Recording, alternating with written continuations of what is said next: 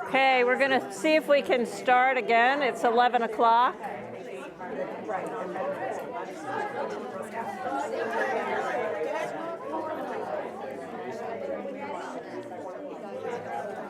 So we're going to restart that same conversation. It's like Groundhog Day all over again. Funny thing. So we're doing Groundhog Day all over again. Isn't that like just a funny kind of connection?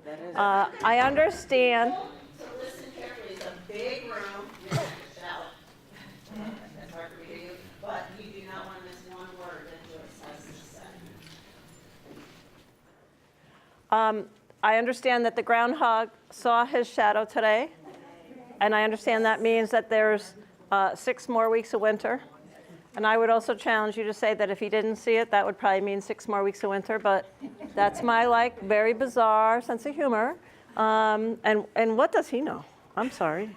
If he's stupid enough to come out today, I'm not sure I'm going to trust his judgment anyway. So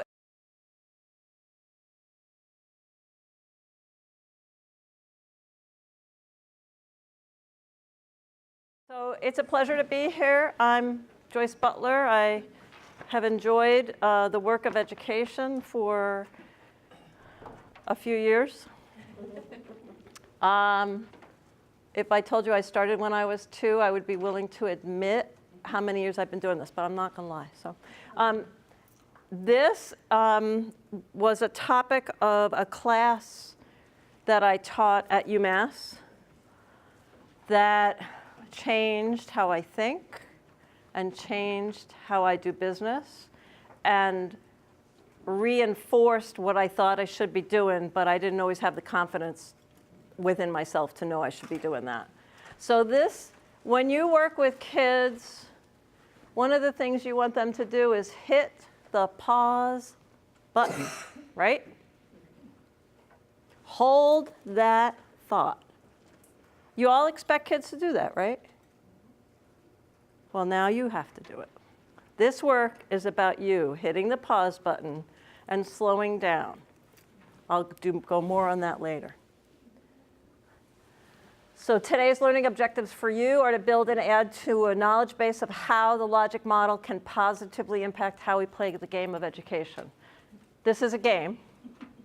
You want to win, and you want the kids to win. Everybody else I don't care too much about, but kids and you, I want to win.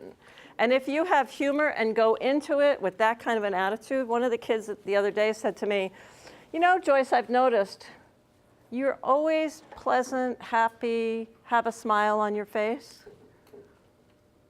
I said, you want my son's phone number? But it was interesting that that's what he saw. And one of the students yesterday, we were in a bit of a hot meeting, and I said, I think you can learn at high standards. I think the world of you. She said, you think the world of all your students. And I thought, it's interesting what they see, right? Interesting what they see, because they are watching us all the time. They do not have a data divide because they are collecting data all the time, and they are watching us all the time, and they are psychoanalyzing us all the time. So when I see the kids at school come in with skirts and little leg warmers and their hair pulled back and the earrings that match, I think they're really what the girls tend to do that. Not although one of the guys I work with has better taste than I do, so I actually follow in his footsteps. But you get my idea, is that they're watching us all the time, how we present, what we say, how we talk, how we walk. Our belief system, you may think you don't have the belief system. You may say, yeah, I believe all kids can learn high standards. And then you do something like, if I can draw the woman in from the back corner in the white who said, I want to go be a nurse, and you might guide the discussion to say, Whereas, because your belief was, so you might say, I believe all kids can learn at high standards, and then all of a sudden you don't. So it's about catching that. It's a personal bias, and bias is not, you don't see them. So it's about how catching them. So hitting the pause button, doing the logic model, slows it down so that you can coach the student to say, well, what is it you like about nursing?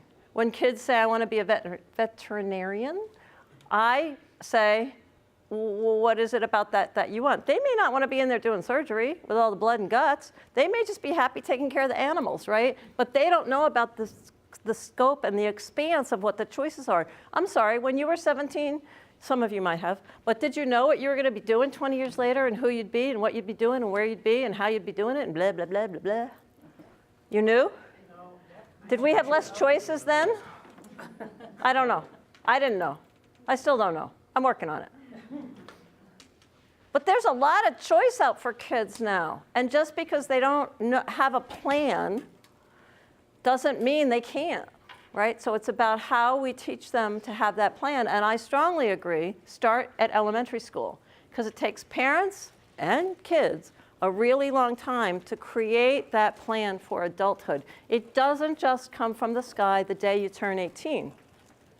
Right? So you got to have that discussion, especially parents with kids with disabilities. How they're doing all the caretaking. They're afraid of what the world is going to do to their kid. They should be, right? It's not always a safe place for any of our kids, for any of us.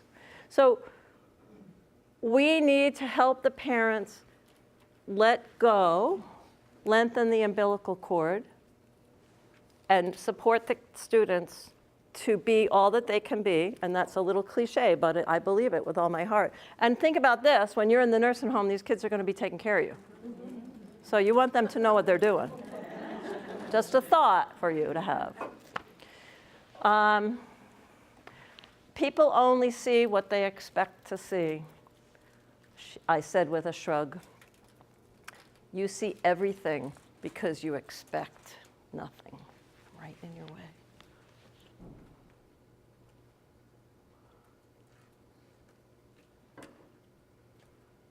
Pretty powerful statement. Because we're always in this mode of solving quickly, because that's the US nature culture. Get it solved, get it done quickly, move on to the next thing. And what I'm going to ask you guys to do today, and these people are asking you to do this project, is make sure you identify the problem and ultimately the solution correctly so that you don't waste your time and anyone else's. Because your fifth grader has 1 year in fifth grade.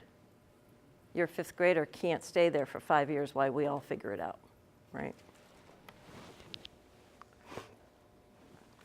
Core values that I think we probably all share: significant improvement in student learning and closing achievement gaps is a moral responsibility and a real possibility in a relatively short amount of time.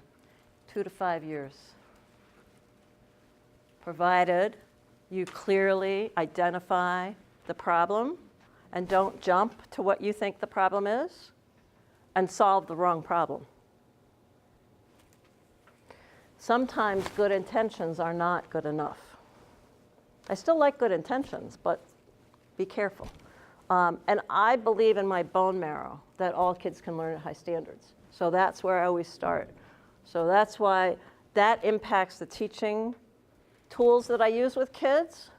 That impacts how I write IEPs. That impacts how I prepare kids for IEPs and meet with them before.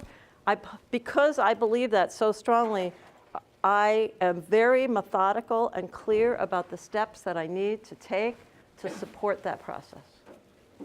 In my house, by the way, you can use any word you want. The F word, the SH word, but you use the R word, you are dead. And my kids knew that early. So it's like your standards, your expectations. So this is the cool thing. I'm going to move over here so I don't have my back to you all the time. This is where we get stuck. I don't know if it's our culture, if it's other cultures. I don't know if it's unique to the educational field, because I've only been in the educational field. But what happens is we have our data, which is kids don't turn in their homework, kids don't come to school, kids have low test scores, kids struggle to pass tests, kids are not motivated, they're not engaged, they're not, right? And we say, for example, one of the things that used to happen when I was a principal, and my hair would go on fire, I would fight with everybody and say, could we please stop doing this? This is psychotic behavior, I'm sorry. When you keep doing the same thing over and over again and expect different results, that's crazy. Like, I don't want to just be active. I want to do it and be done with it and move on to the next thing. And I don't want to be a manager. If I wanted to be a manager, I would have become a CEO and, I don't know, worked in a bank and made $4 million a year and retired 20 years ago. You know, I don't know. But I want to be an educator, right? So in order to be an educator, I need to get all the managerial pieces in place so the ship just runs without me having to make those day-to-day things. And it's decisions. And it's then when you can deal with education that you can think education and look at the kids, the individual kids, the group kids, the teachers, the blah, blah, blah. You want to be able to dig your hands, roll your sleeves up and dig your hands into that kind of dirt.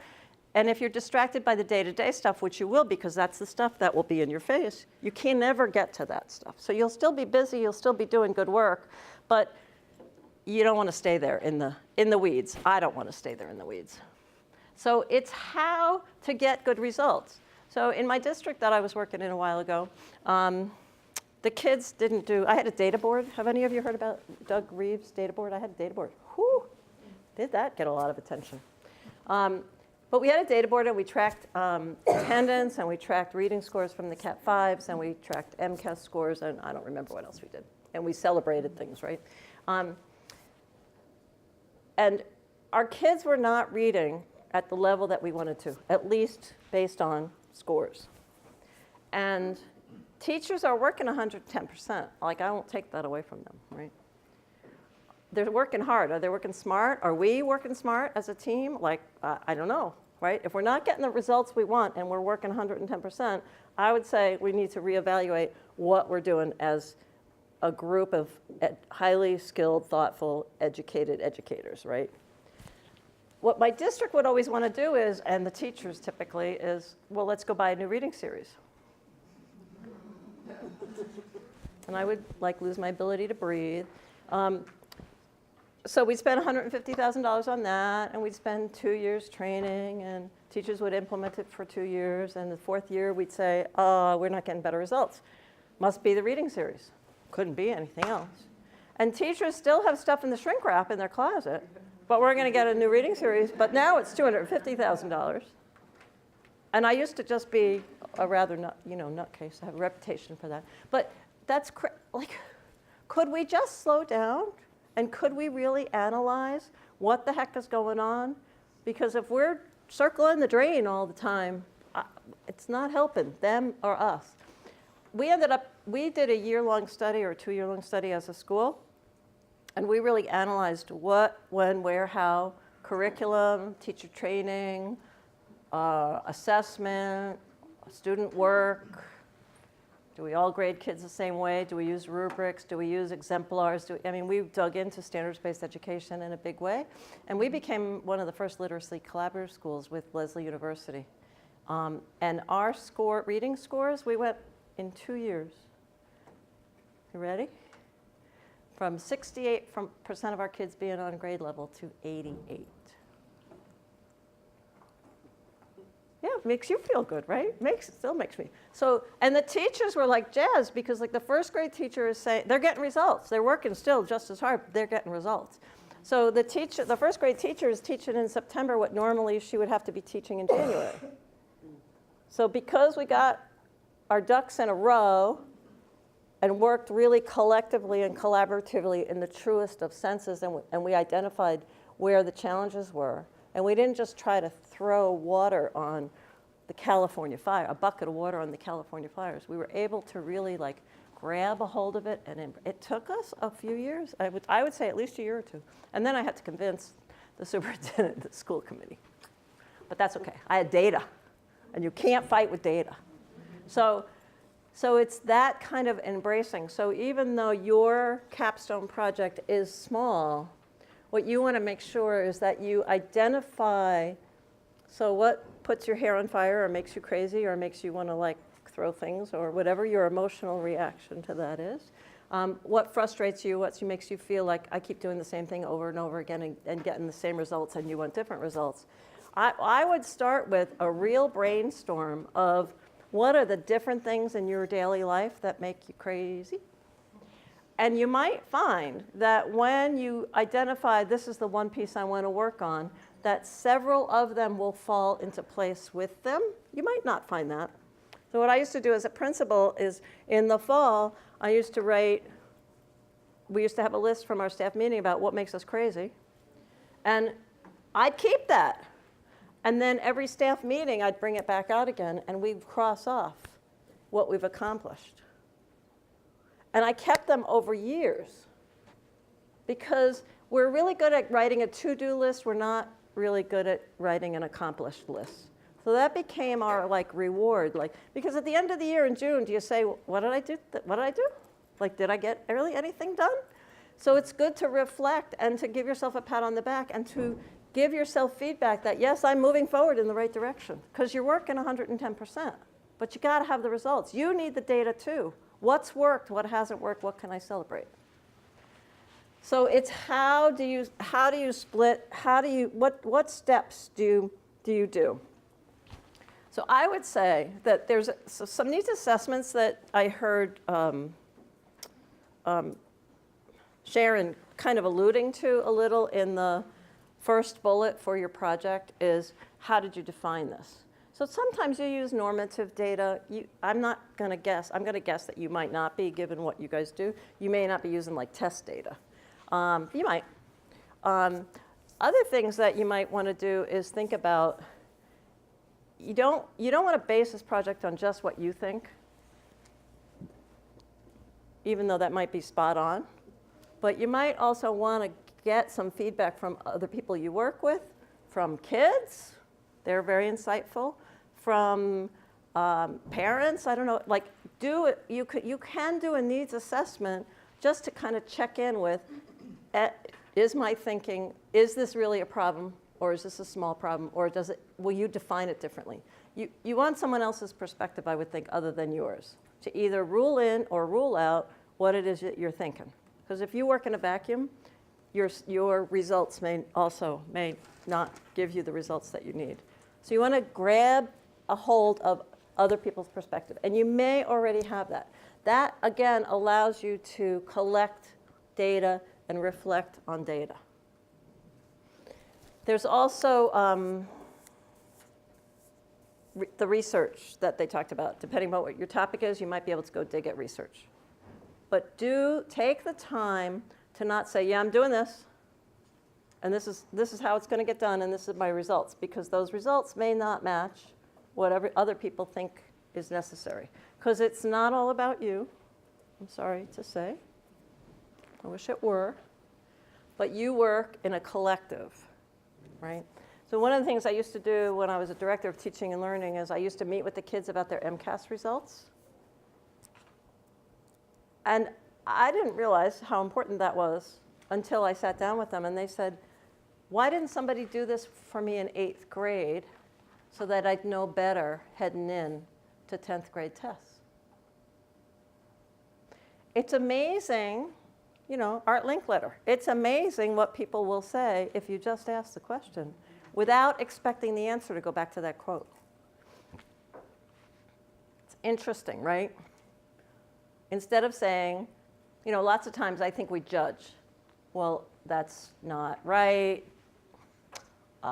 That's stupid. I don't know if any of you say that. I say that.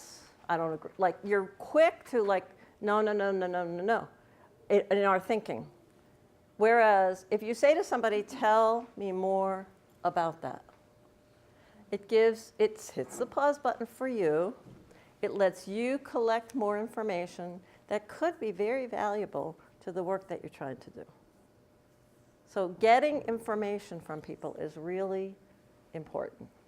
You may still come to the same conclusion that I'm on the right track and I've been on the right track, but now you have the validity for your thinking and the support. And so when you start to roll, likely you'll get information from people that you could even use through the process. So this was one of the things that I handed out a chart. And this is a chart that you can use or not use. You can use a different visual. Sometimes I draw a fish, and I use all the scales for the different components about Is it curriculum? Is it assessment? Is it teacher training? Is it time? Is it blah, blah, blah? Because when I look at why something's not working, I never look to the kid. Or I look to the kid last. I always look to our environment. Are we staffed well? Do we have certified teachers doing the teaching? Do they know what they're doing? What do their exemplars, how are they based in standards-based education? To this day, I still run into people who don't understand that standards-based education is not teaching to the test. Standards-based education is how you frame the learning, how you present the information, how you create the environment, and how you get the product from the kid.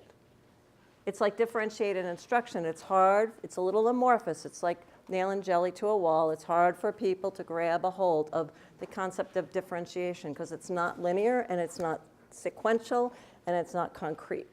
It means you having to analyze, right? So if the teacher is working from lesson plans from 2 years ago, that's a heads up that you're in a little bit of trouble because that means they're teaching to the curriculum and they're not teaching the kids, right?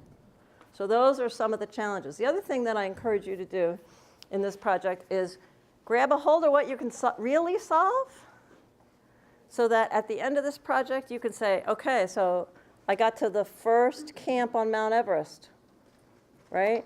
Because the hill for like all the things that are screwed up in a day's, our daily lives in schools is enormous, right? It's like Mount Everest, right? But if you dig away at it one piece at a time, you can feel energized, excited, which helps you do more work, good work, which helps impact student learning. Like, we're here for them. Like, it is our job to serve them. So chunk it. Don't feel like it's like this. Do like this. So what I'll just share with you that one of the things, have you brought my manual? Have you done anything? Okay. So I did, when I was a SPED director in South Hadley, I would get the same questions. And I would be like, oh, okay. So I'm not going to get angry with staff because that's not fair to me. The data that I get at that point is, because I hit the pause button, is so something's wrong systemically. I need to pull something together. What can I pull together so that we can stop doing this crazy behavior? Because if they're calling me, I suppose, right, that's good, right? They're asking. I want to say ask 3 and then me, but I never said that. Because that would shut them down and they'd walk away. Adults are not as good at that feedback as kids are. So I started building a SPED manual. Every time I had a system piece that needed to be put into place so that people could ask 3 and then me, look at their SPED manual to try to remember. I don't expect people to keep all those regs in their head like I do. Like, I'm fine with that. My job is to grab the regs, the research, the administrative advisories. My job is to grab all that stuff as it comes down the pike, make sense of it in a document that I can give teachers that is a summary page that they can read and synthesize because the important pieces are in there. And then if they want to dig deeper, they got the backup data, like the advisory, right? So that's my job as a SPED administrator. So we started with a SPED manual, right? Now. But I made it spiral bound so that we can pull out old, we could adjust. Because even whatever you solve now might need to be adjusted because of an advisory that comes through, because of something else you learn, because of who knows what. So I made a spiral bound, is it spiral? No, it's loose leaf. Ring. Right, thank you. And I have it, I can bring it in Med so you can see it. But it's one section at a time. It's not like, because when you look at it, you're like, Holy. Well, but, and I also spent 6 years building it, right? I started with where you are. My first year as a SPED director, I sat in this kind of a capstone project, and I started with my first project. And I remember thinking, so which runaway horse shall I grab? I don't know. And I like them all. I like horses. But, I started in South Hadley the year the CPR audit was due. Yowzer. So I thought, so this is my thinking, because I think you got to spin straw and use it to make gold. I said, oh, so the good news is, any findings? Not mine. That was my first thought. My second thought was, this is a great year for my first year to really analyze like where we are. So I really analyzed where we were, and I had the time from September to April to make some corrections. So we came out looking pretty golden. So it was like win-win for the district, for me, because I felt good, staff felt good. District was like, DESE came in and they were like, whoa, you've done a little bit of work here. I said, yep. But funny thing, when we were there, so I've been there since July and it's April and she's there. What was her name? Do you remember? Sandra, was it Sandra Hannon? No. I forget her name. I never thought I'd forget her name. I actually thought she was pretty cool. I liked her. But you better like the person who's come to audit you, right? Doesn't matter. So I go to the back part of the office. She's in the conference room across from my office doing a records review. And I go, I've been there how many months? 9? July to April? And I go past this one yellow milk crate carton, and I say to one of my staff, what's that? I've probably been walking past it now, right? 5 times a day. So what's that? 5 times 9 months? I don't want to know. And she says, those are all the unsigned IEPs that we've had around for years. I said, so put that in the closet. And we'll talk about it when she's gone, when DESE's gone. You know, I mean, you can just pick up so many pieces, and you got to survive. So that's not a piece I was going to touch then, right? So I hit it. It's not. I didn't lie. Just didn't tell the whole truth. So this was another one of the problems that we had. So when you identify a challenge that you have, I don't know what that's going to be. This was one of the ones that we had was like, actually it was probably lower, 65% of our kids' homework completion. I bet you everybody has this as a challenge, right? Getting homework done is a real problem. It destroys families. So there's an observation, a piece of data that you want to grab a hold of. So lots of times we just either ignore it and keep doing the same thing over and over again, or we just blame the kids, or like there's not usually a systematic way to deal with this. But because I heard teachers all the time about this, I just thought, oh, okay, we're going to take this on. So we dug in to find out what is going on. We looked at, homework samples. Told us a lot, lots of information. We actually ended up writing a procedure. Districts write school. We wrote a procedure about what homework should look like. And we had teachers share it with their kids and post it. We asked kids, what do you suppose kids said why they don't do their homework? Don't remember how to. Don't remember how? Boring. Boring. I'm too busy after school. Somebody said something? What? I'm too tired, I'm stupid, what? Nobody checks it. It's stupid, right? So if they don't understand, like, you got to get, so on the surface it looks like, so the kids aren't doing their homework and that's our problem. But the reality is that is really not the problem. So if you try to solve that, you ain't going to get there, right? The real issue is that kids did not see the value of its worth. And I'm sorry, but that's our job to make that happen to some extent. You can't just, whip out a worksheet and hand it to them and expect them to be invested. Because if you're going to whip out a worksheet, they're going to whip out a response. I think you need to make it meaningful. So from my perspective, if homework is meaningful, it needs to be an extension of the schoolwork, and it needs to be something that makes sense to them. So you might have to do a little differentiation, right? Or one of the teachers that I worked with I thought was fabulous is that on Monday morning or Friday afternoon, whatever, she'd give the kids a week to do the work. So that would be hard for me because I tend to plan based on the feedback that I get from kids on a daily basis. But, you know, for a writing assignment, for whatever, like homework should not be about practicing 4,000 math problems, right? Homework should be about how do I synthesize this one kernel that I got today to make sense.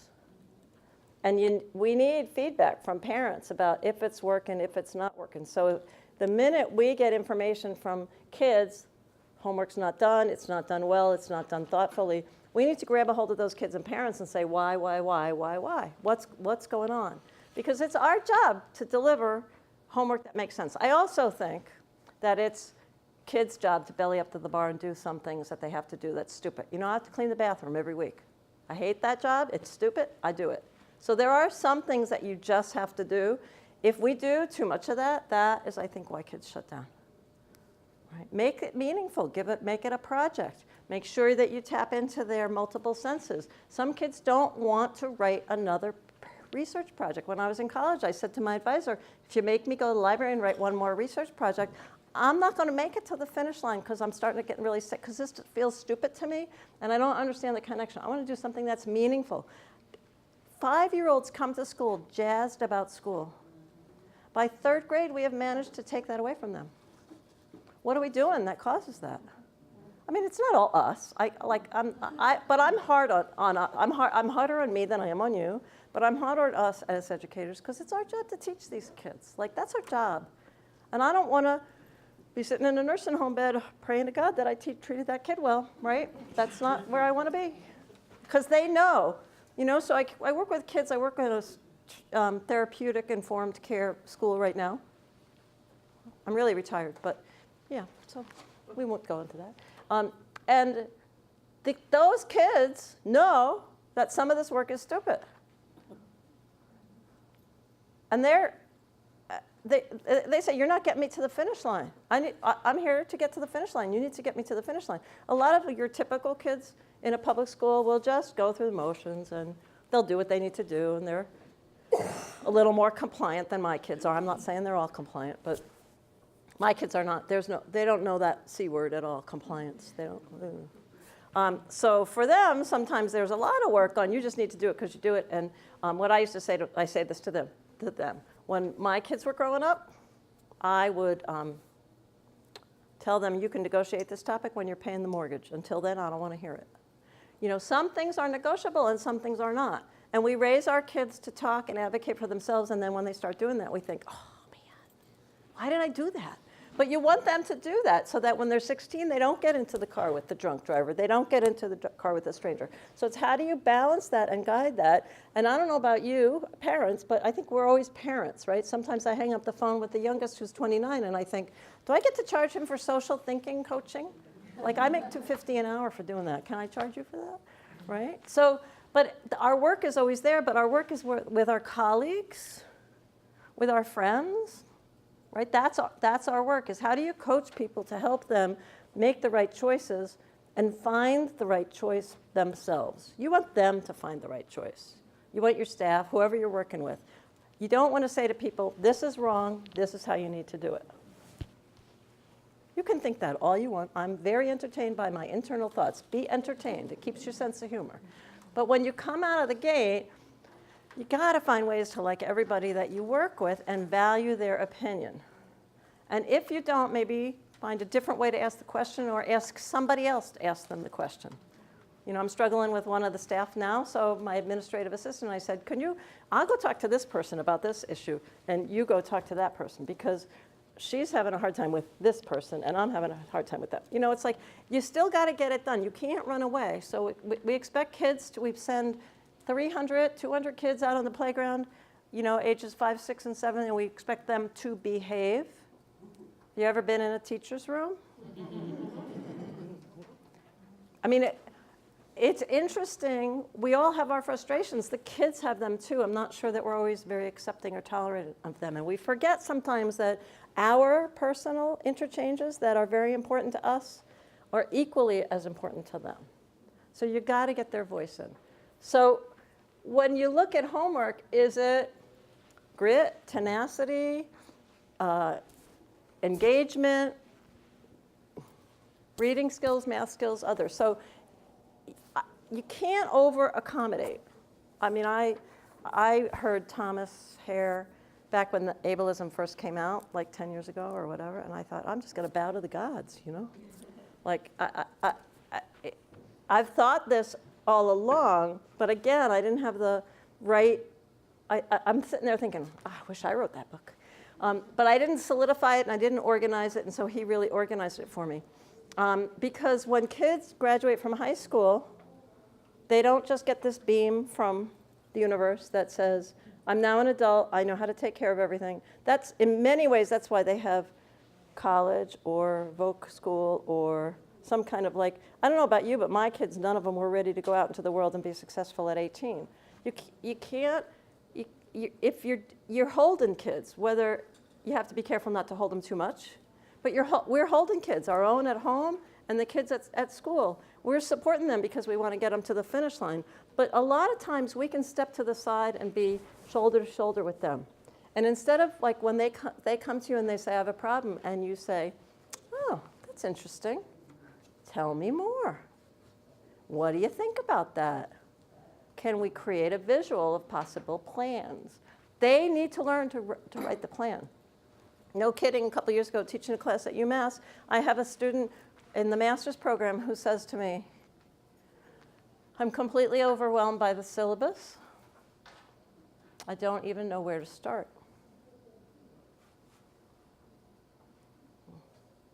Yeah, I paused, because I was like, no, I can't say that, I can't say that, I can't say that. I paused and I said, so when you have a question in there, let me know. I'll be happy to talk to you about your question. I think what she was hoping I would do is go over the whole syllabus and spend the whole class doing it. And I refused to do that because I have them for 2 hours. I sent this to you early. The reason I sent it to you early is because you would organize it and you could figure out what makes sense to me, what doesn't make sense to me. This is the question I'm bringing forward. I don't have time to babysit. You don't have time to babysit, right? So it's a fine line of how do you support them to own what they're beautiful visuals, to own what they have to own, because some things you just have to do because you have to do it, just have to. But it's also our responsibility to help them find the kernels of fun and excitement and enthusiasm and find themselves in this educational process. We are not teaching robots, I hope. We are teaching children to become adults who are valuable members of our community. To me, it's not reading, writing, and math. To me, it's about who your soul is going to be when you're in this community, as a part of the community, making decisions. Maybe you'll be a teacher of one of my grandkids. I don't know where you'll be, but I need for you to be analytical and thoughtful and to know where to grab all the information. So what I would ask you to do is look at this analysis, because it may make sense, it may not make sense, and you may have questions. So I'm going to ask you to look at the piece of paper that I put them out. Do you not have one? You're frowning at me. I put them out already. Are you? I put them out. Oh, I thought you were looking at me like, well, I thought you were looking at me like. Here's what happened, someone came in, and it's Okay, I thought you were looking at, I'm sorry, I apologize. I thought you were looking at me like, what piece of paper is she talking about? So I put these out before I started. I get that. What's the matter? nothing. That's good. Well, no, I thought she was looking at me like, what are you talking about? I don't have a paper. I frown when I'm like thinking about something. Yeah, I do. I frown too. So look at this. Think about where you might be heading in a capstone.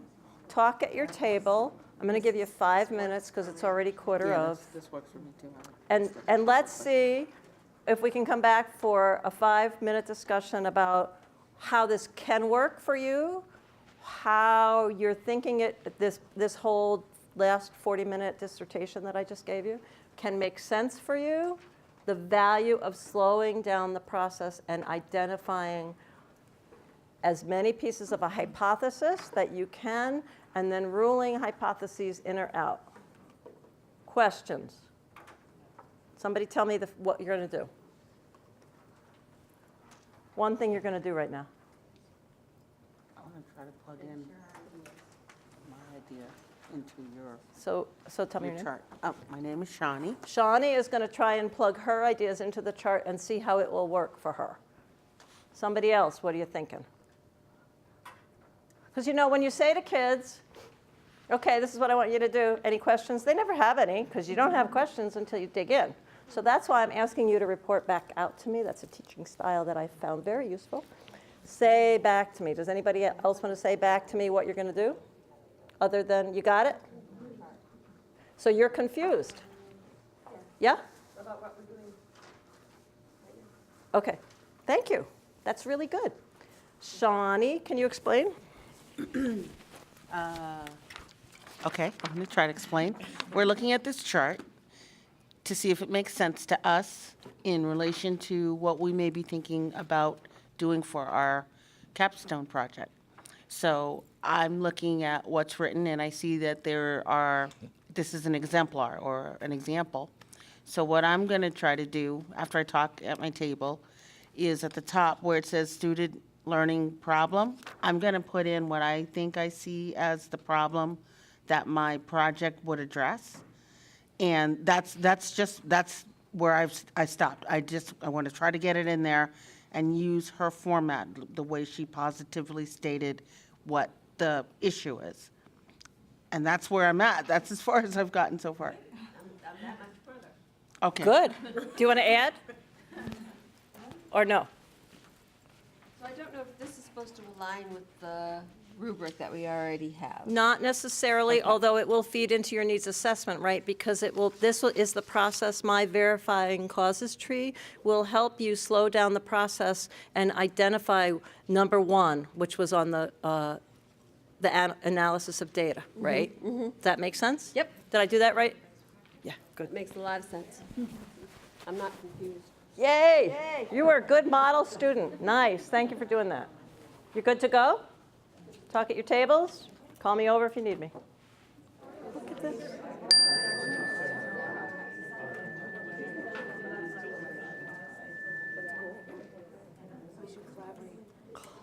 Magic. I didn't know it was here. I work in a school right now that is a DBT, TIC, trauma-informed care school. And we use those kinds of mindfulness things all the time. Clearly, I forgot my mindfulness. So you have this slide. So it's about collecting the data, looking at the data, creating a hypothesis. You might want to do an if-then statement. You might not. If I create a homework packet for kids on Monday and give it to them on Friday, will we see increased homework production?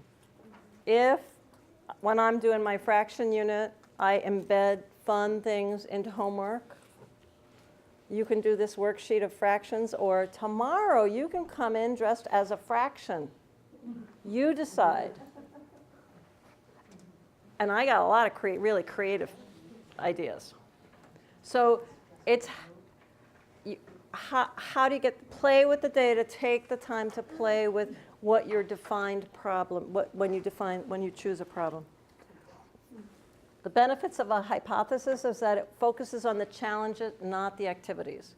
Has anybody ever done the work with Research for Better Teaching piece? And probably other places, they pull that together.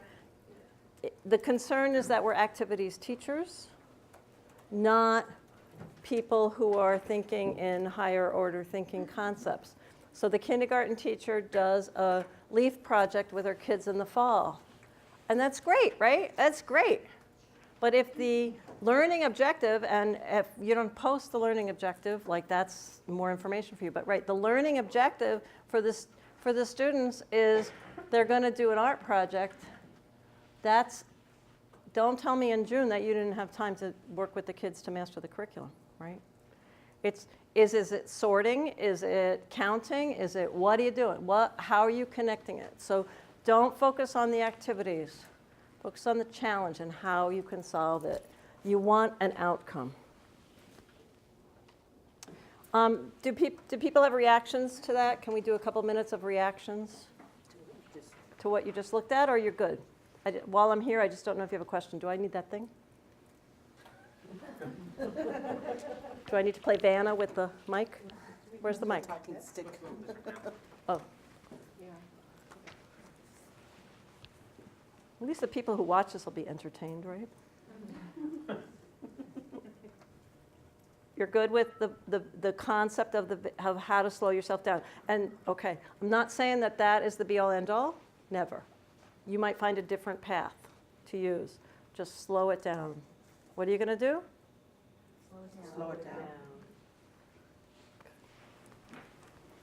And so once you have really feel like you've got collected enough data to really grab a hold of what you think your challenge is and what you want to address, and hopefully you'll grab a hold of one challenge and several will be resolved in the process if you really do that brainstorming. Remember, brainstorming is just about putting ideas down on the table. It's not, I like it, I don't like it, it's good, it's bad.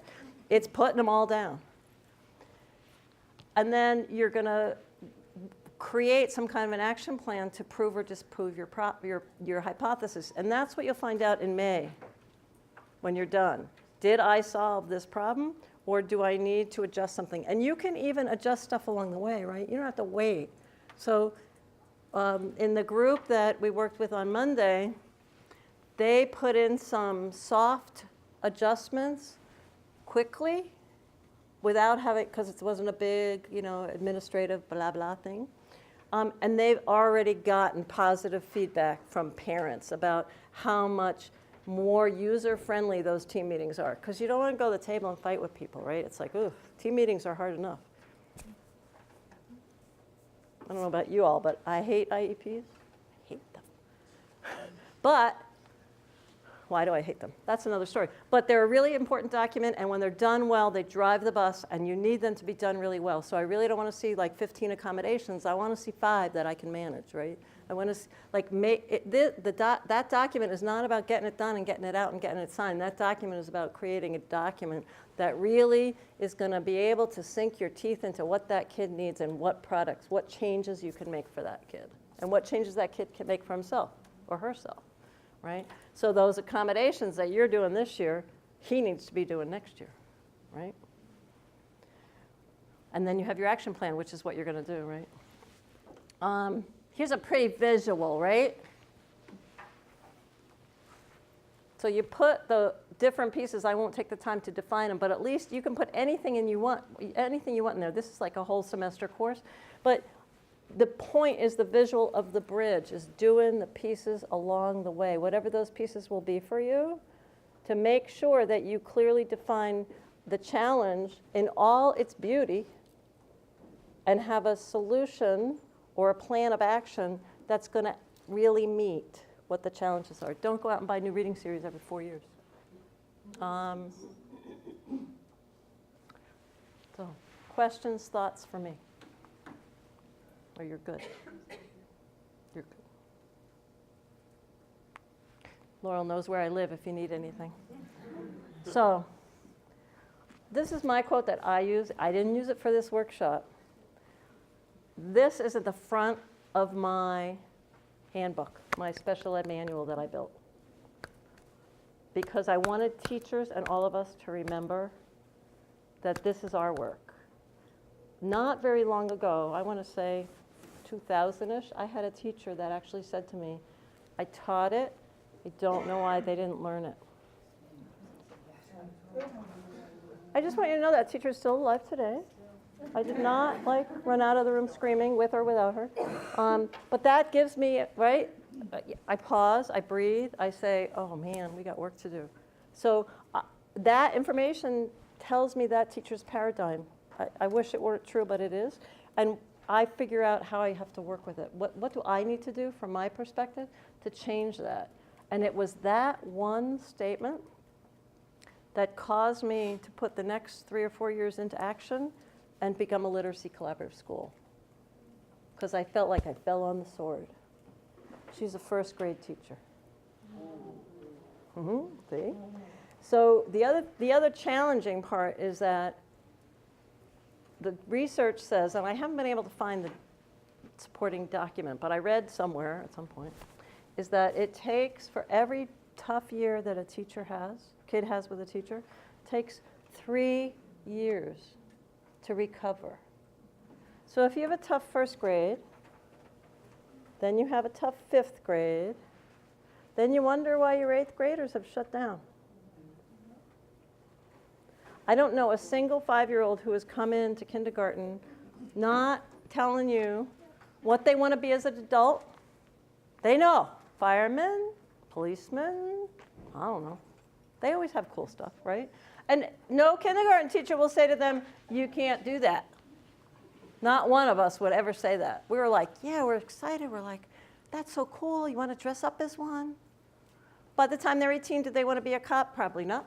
Wouldn't blame them. But, you know, they come in enthused. So how do we keep that enthusiasm and support the parents to know that you give your 5-year-old over to us? And I promise you, we're going to take good care of them. And if I don't have an answer for you, I'll find one. And yes, we can do that. I don't know how, but let me work on that. And yes, you want me to do that program? I don't agree. This is why. Here's my data. But I'll do it with you for 6 weeks. Let's see if your program is better. And let's collect the data. And let's meet in 6 weeks. And let's find out. And if it's not, let's reconvene. Because 6 months is, 6 weeks is like a quarter of a year once you start thinking about this vacation, that vacation, blah, blah, blah, blah, blah, blah. So the role of special education is to minimize the impact of the disability and to maximize the opportunities for children with disabilities to participate in general education in their natural community. I wish we didn't have special ed, to tell you the truth. I wish we didn't have labels, but that's where the money comes from. And I will say, on a parting note, that I'm grateful for MCAS. As much as I hate it, and I want to throw it through the roof, when the UPS person brings those boxes to me, and I'm like, oh my God. It is what has allowed us to put education on the map for special ed kids, and it is what has told those kids, those parents, and us, these kids will get a high school diploma, 90 whatever plus, 99.9%, whatever, but you got to work for it. And kids have to see that as their goal. We cannot put kids down in the basement next to the boiler room. And that shifted thinking. So for all the pains MCAS is, and well, we could talk about MCAS probably for days, but that's just my kernel for you, is that it shifted the landscape for us, and I'm forever grateful to MCAS for that one thing. The other things, not so much, but so thank you.